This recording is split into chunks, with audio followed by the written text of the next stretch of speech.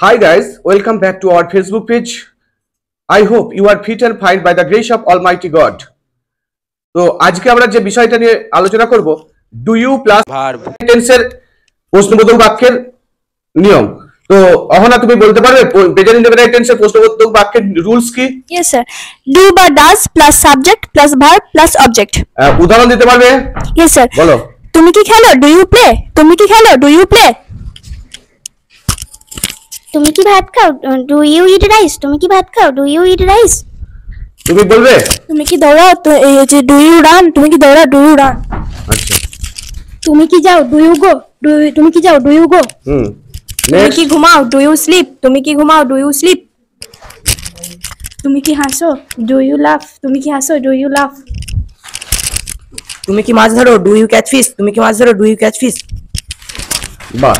তুমি কি কাঁদো? Do you cry? তুমি কি কাঁদো? Do you Cry?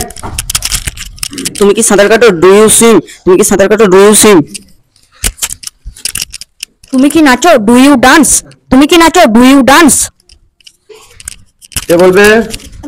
ঐশী বলো। তুমি কি লিখো? Do you write? তুমি কি লিখো? Do you right? বাহ, খুব সুন্দর।